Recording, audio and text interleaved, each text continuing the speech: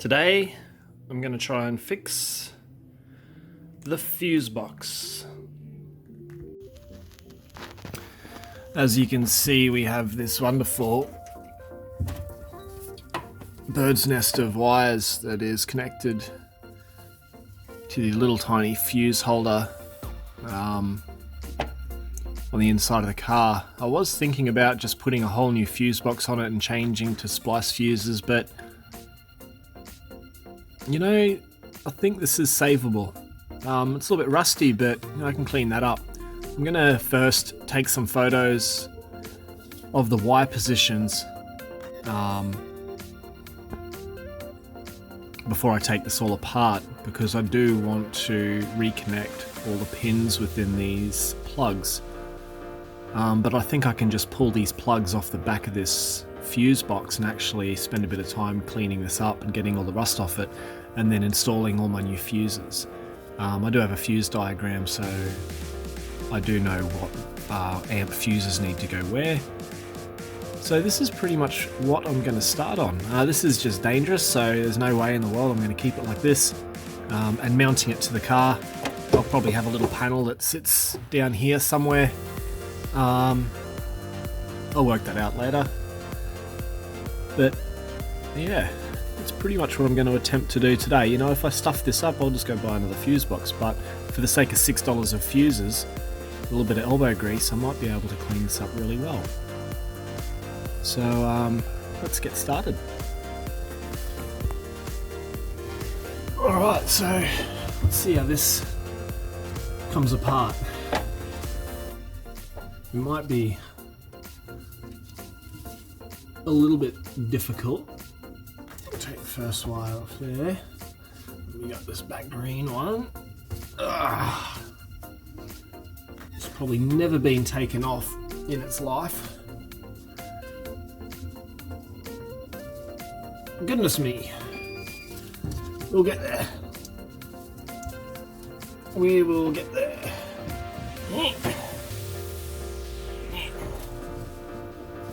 Actually, I'll get a screwdriver. Oh, okay, let's get into it. Got a flat blade. And I'm just going now. I have taken the battery off the car, if you are wondering. I would not attempt to do this with the battery plugged in. That would be a little bit silly. I was going to take some photos, but I can just watch back the video. So no photos for me. So I will remember how this all goes back together. It had a clip underneath. Okay,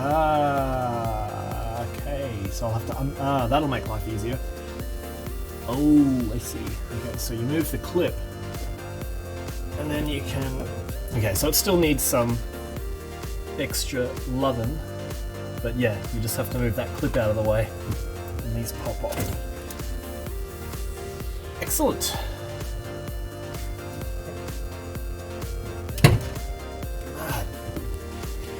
Alright, so there's my little fusey box. I'm going to take it up to the bench, get this cleaned up, and then sort out the wire mess down there. Okie dokie. First I'll pop these fuses out. Yeah, get rid of these fuses and then clean up the contact points with some spray and some of this stuff, some Scotch-Brite. We'll see how we go.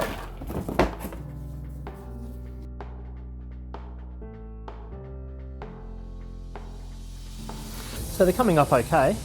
Just getting all the crud and build up off these pickups. They're looking good. I reckon this will come up not too bad. Not bad for 45, 46 years old, actually. Don't know how old that is, my brain's not working right now. But I think this is doable. Coming up nice and clean, these haven't been touched yet. Now I've just got to work something out for getting into these little grooves. I might use a little wire brush actually and try and just freshen up these contacts where the fuses actually sit. Give us 1 second, we'll find something. This might be a little bit too strong for it, but if I'm gentle, it probably will work well. Let's see.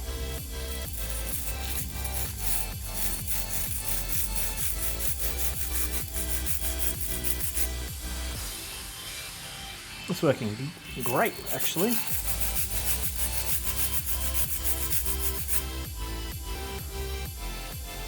Great.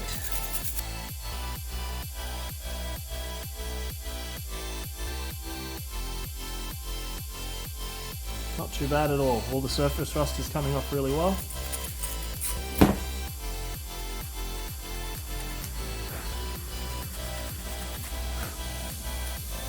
All the random pieces of dust are now gone. That's actually really nice.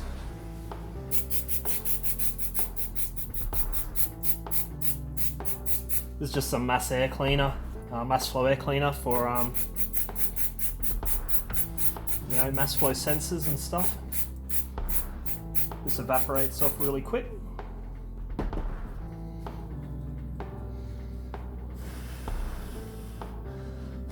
All that spray is now evaporated completely, and that's what it's left me. It's definitely reusable. That coloration you can see on these on the video does look a lot like rust, but it's actually that kind of copper color on the pins. I'm really happy with that. Cool, I'm going to start playing with the wires on the inside of the car. Good fun. Now, I kind of wish I didn't have to, but I'm going to have to do this in the car. I wanted to take the loom out, but it's way too up and in there already for me to remove, so this is going to be a bit of an awkward job. I think I only need to shorten this about 2 inches. All the cuts and splices from the previous owners are all around 1 to 2 inches high, so I think I'll get away with it. The other thing I need to try my best and do is keep these pins on the inside of these plugs as good as I can get them. I do have a pile of new ones, new push-in pins for these things, but I just don't know how many I have, and I don't really want to run out halfway through, but I'll try my best to take these out carefully with a little flat spade just to pop them out. We'll go from there. Alrighty, so I've got some options. Either try and remove these guys and keep the terminals that are on the inside and just reattach the wires up higher, or replace them with some insulated spades. I think the only problem I have is the spades that I've got only take a small diameter of wire, so they'll be fine for all the signal stuff and all the low amp wires, but this particular unit here, which takes care of most of the straight power, but there is straight power from the battery, ignition, the gauge wire will not fit in the little spade. So for these, so for them I'm probably going to have to use this style. If I want to skip using these plugs, which I'm considering, I could just put all the spades directly under these points and just have the wires coming off the back. That way if I need to change a wire, it'll be individual. I won't have to pull out a whole segment at once. I kind of understand why they do this though. It's to keep, you know, all the power ones together in one plug. You undo them and that's all your power, and you know, this will be like your accessories and that'll be whatever. But I think it's a pain in the butt. If I was going to put a new fuse box on this anyway, it would have been the spade connectors on a new style fuse block, and they would have been individual no matter what. So if I was going to replace this with a new piece, they wouldn't have been all segregated like this anyway. But what will determine me using these or not is how good I can get the pins out. So let's start on this piece. Trying to get the pins out of there, and we'll see how good we are. And this screwdriver is not thin enough to go up in there. That's a pain. Individual spades, it is. Because that's just going to annoy me. It really is. So basically one at a time. Going to do one wire, make it the right length. Pretty much remember where it goes. And plug it in. One at a time. And that'll get the fuse block sorted.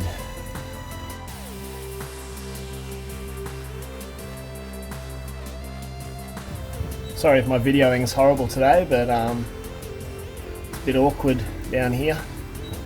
Right there.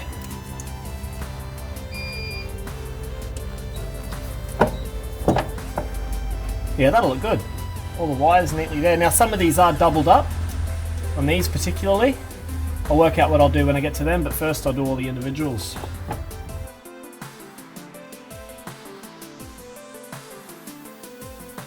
There you go. Yeah, good, one sec. Yeah, you know what? Just kind of do it. Beauty. Sorry about that quick delay. Just had the courier driver drop off I think it's an Ra28 dash to our house here for my brother to upholster for a guy that saw the video that I made. One of the guys saw the video I made about my brother trimming my dash for me with suede. He's now sent his I can't concentrate right now. He sent his dash to my brother to get him to do it, so that just rocked up. It's another celica dash getting sorted out. So this is a little bit monotonous, but you know, it's wiring. Wiring is probably the most monotonous job you can do on any car. Some people find it enjoyable. I find it frustrating when you can't figure anything out, but once you've got it sorted and you kind of understand where things go and what is happening, it's actually quite zenful and peaceful. Not that I'd ever really want to do this again to this extent, but you know, I get it. Yep.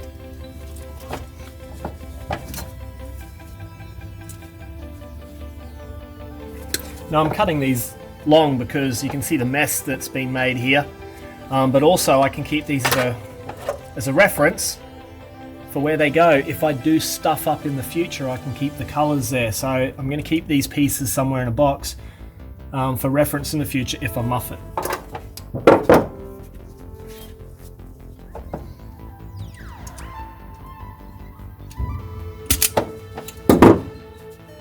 And luckily enough, all these wires that are coming off this harness are actually in good condition.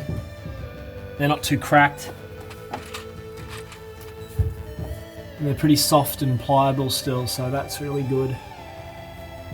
I was kind of worried that all of this would be dry and crappy and would be breaking apart, but it's still in relatively good condition for its age.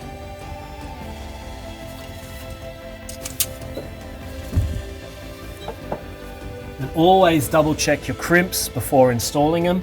I'd rather it fall off now while I'm trying to pull it than have it fall off in the car just because I was a bit lazy.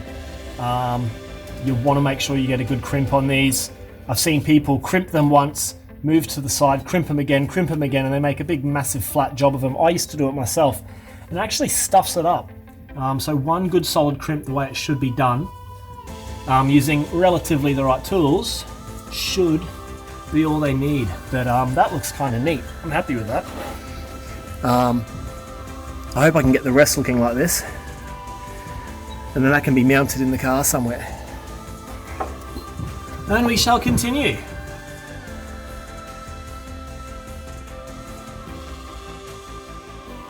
Now I might do these ones a little bit differently. Both of these spades have 2 wires feeding into the spade, and they've probably twisted the wires together, stuck them in the spade, and then crimped them. I'm actually considering joining the 2 into 1 wire further up the loom and then running from 1 wire to the spade. I think it might look a little bit neater. So I'm just going to go grab my inline connectors and save on some mess, I think.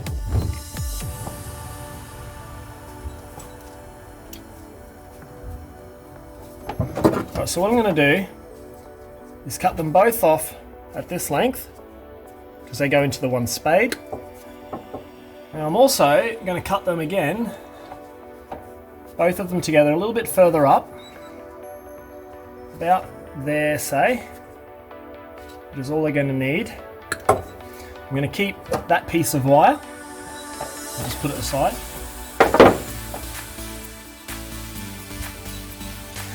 I'm going to strip both of these to a good length. Hope you guys can see this. Kind of. You can kind of see what I'm talking about. But anyway, it's very difficult in here. Now I'm going to twist these together, because sometimes a twist is all they need. Just a nice, firm, neat twist together. Then I get my joiner terminal and stick it in there, like so. Give it a crimp. Again, 1 good solid crimp, not 20.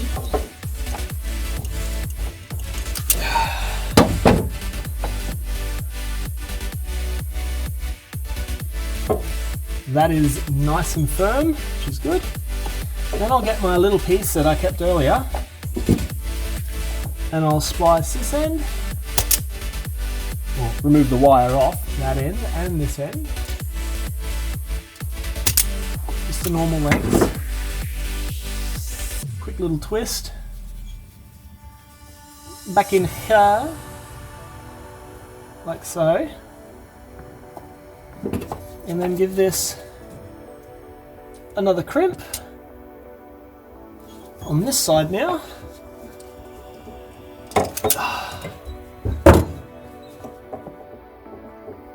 Beautiful. And then we'll give this end a twist.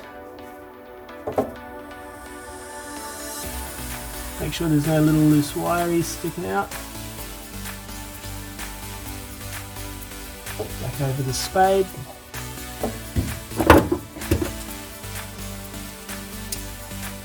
Squeeze her on.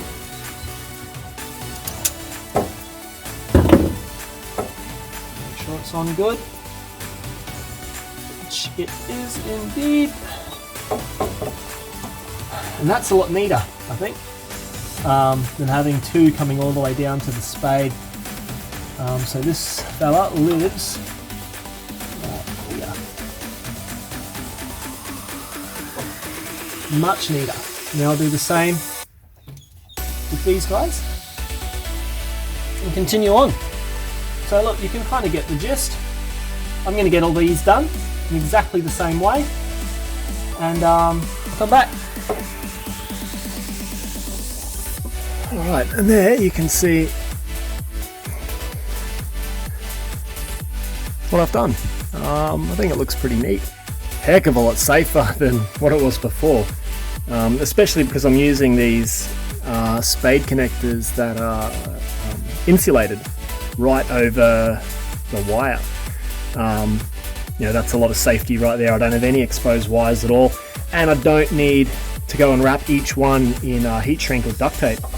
So I'm pretty happy with that. I might tidy up the wires up to about this point here with some wrap, but that's all they really need. So yeah, I'm going to continue on. We don't have many more to do, Beauty. Now these wires are a bit thicker, like I said, so I'll work out what I'm about to do. I might have to use these guys because they do allow for a thicker wire. And with these I might have to use, just for these 4 powers, I might have to use some heat shrink over the ends. We'll see how it looks.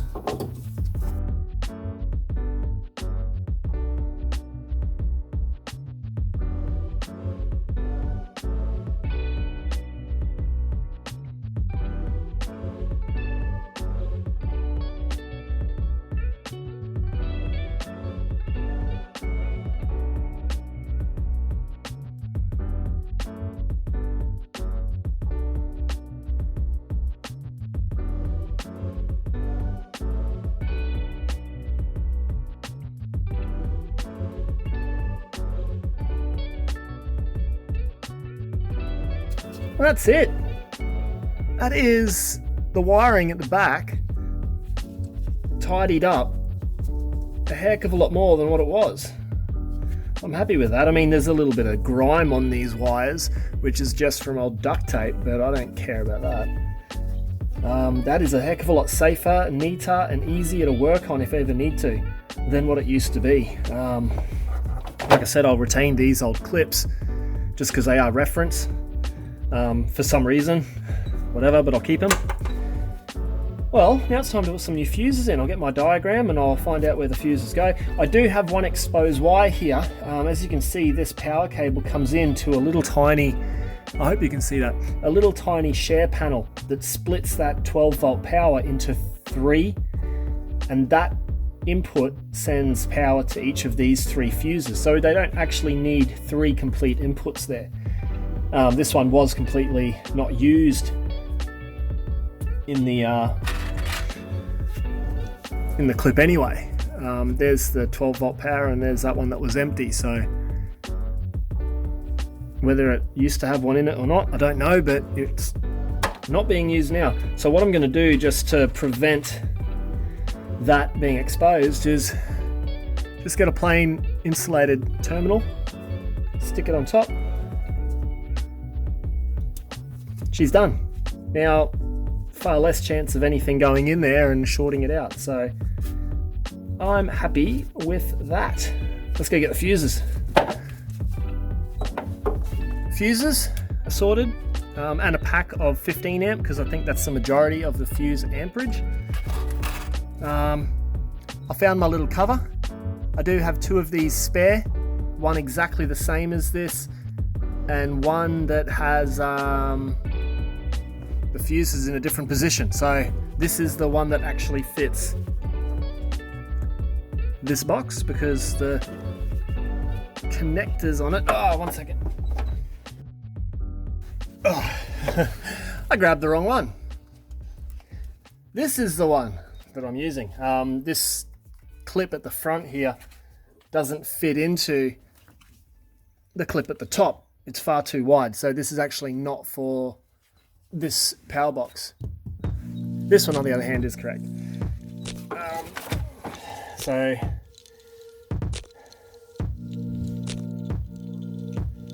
they all line up correctly. I think tail, stop, lighter, heater, defog, turn, engine, radio. Sweet.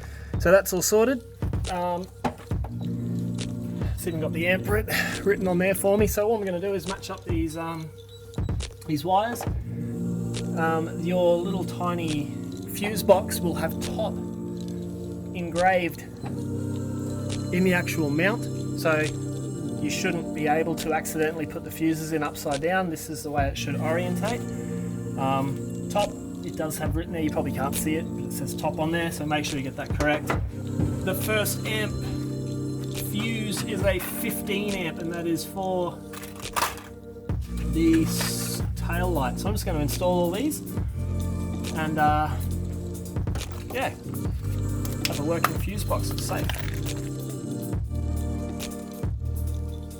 Also, it's a good idea to remember when you're putting these fuses in, these are a flat blade style fuse. Don't put them in so you can't see the shape of the fuse. I'll see if I can explain this to you. So there's a little fuse right there you can see its shape. It's like an hourglass. It's like an hourglass on the inside. Oh my god, this camera is focusing weird. But anyway, so there's the hourglass shape. Install them so you can see this facing you. Don't install them like that because it's going to do your head in when you're going to try and figure out if the fuse is blown or not. So if it's like that, you're laughing, so remember that.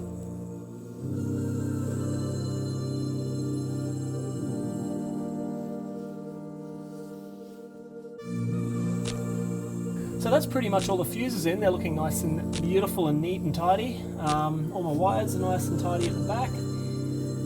The panel goes on, like so. Just clips in place to prevent any accidental breakages. And I did also put all the amp rates facing one particular side of the mount. So when I do look at it, I can tell what amp it's got it written on one side of the actual fuse. But this side, oh, they have it written on both sides. Oh, there you go, mad. I was trying to actually do that on purpose, but I didn't know they were on both sides.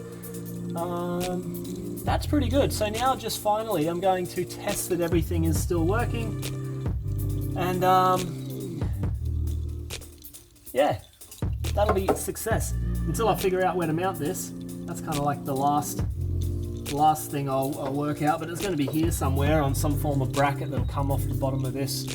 If I can find the bottom piece that goes onto this panel here, I'll be laughing, but if not, I'll have to make it. Let's test these out, eh? Oh, there's my workspace. So that's why it was a pain in the butt, okay? So don't be hating on bad video work, please. Let's go put these back together. So let's get this key turned. And I forgot it was a pain in the ass to turn this. The new barrel and key might be something for the future. All right, there we go. We got it sorted. So we'll turn the key. I heard a click, which is good. And there's my indicators are working. My warning hazard lights are working, which is good. That's my high beam. I can hear the solenoid going there, or the whatever it's called that controls it. Normal headlights. My windscreen wiper motor is turning.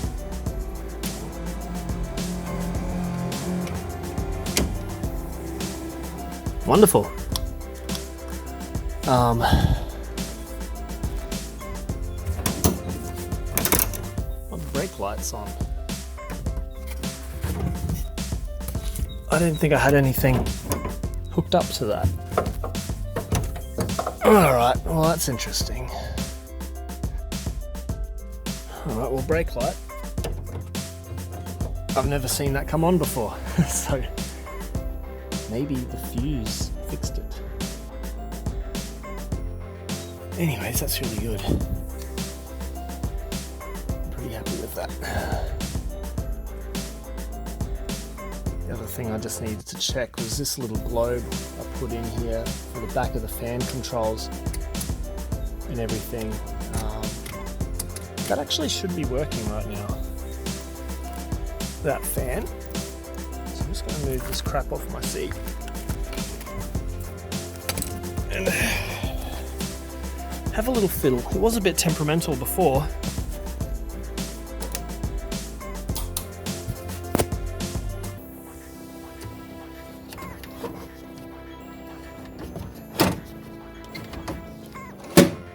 I got all these levers to work, thank goodness.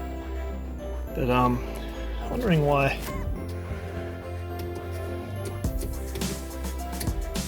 the fan doesn't work, and it should. I'm just going to put you guys back down for a minute and work this out.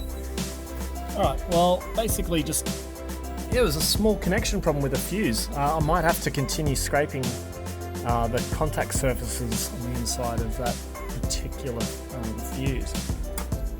But yeah, the brake light went off by itself after a minute, so maybe that's something it should do, I don't know.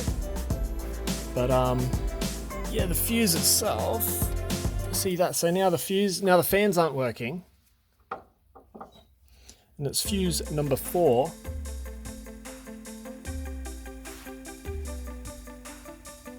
And I don't know why, but that is actually not starting the fans, but it should.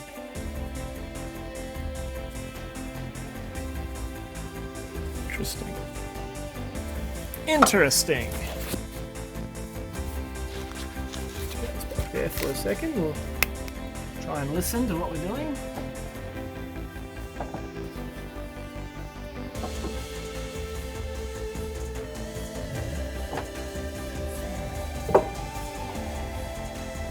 I wonder if it's the actual switch mechanism itself.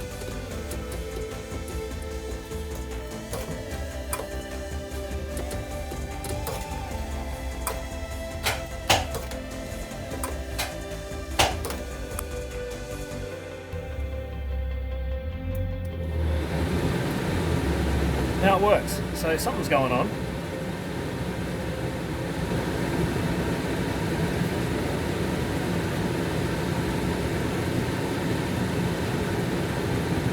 I wonder what it is. So fuse out. Fuse in, it works. It was actually playing up a little bit before I even pulled this apart, so I got a funny feeling it's somewhere up in the loom, so that's going to be interesting to try and work out. Anyway, I'll turn this off.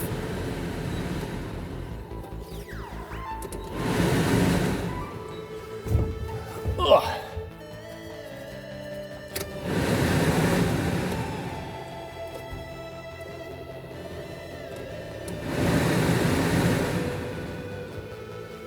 Good fun. I hate wiring. So yeah, anyway, that's a success. I'm happy with that. I'll work out the fan at a later date. It could be absolutely anything. Could be a connection down there, the plug. But I'm not going to get under there and figure it out right now. I got a few other things to do. But yeah, happy with that. I'll mount that up at some point in the near future. I've been fiddling around with it for a little while. All the fuses are actually fine. I tested that with my multimeter and they're all drawing power through them, no problem at all. So that's all connected fine. I am getting power also all the way to the plug of the fan. The fan at the moment for the heater is what I'm having issues with. Now the last thing is I've been using this battery for a while for testing and for, you know, starting the car, and I have noticed that the battery amperage is down a bit, or the volts. It's like the high 11s, and I think it should be something like 12.4, 12.6. I'm not from memory, but anyway, I thought, look, I've got my battery charger, it's on charge, I'm going to let that charge up. It might just not have the right voltage to kick the fan on, for example. I don't know, but I'm going to charge a battery regardless. It can't be a bad thing. I'm also going to just retrack. Well, I was going to retrack all my power wires, like the white 12 volt power line that runs to the ignition. That is all connected because I am getting power through it with the ignition turned on.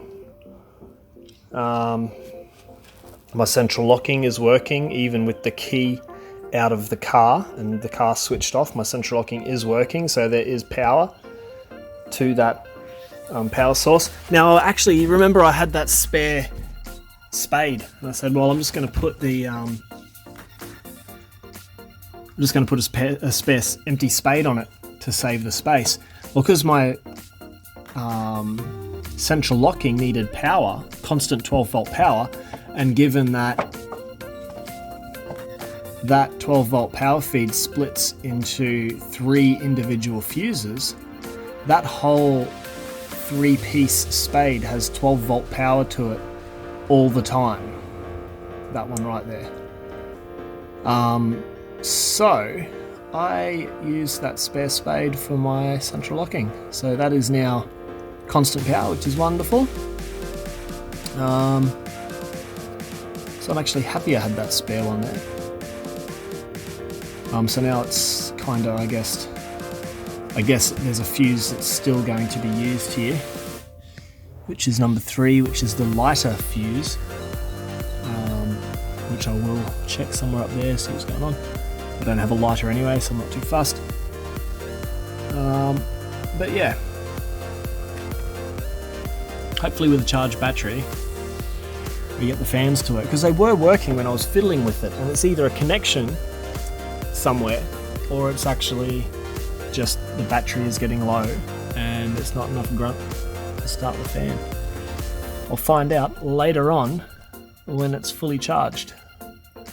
Oh, I've got a few other things to do, so I will continue doing them.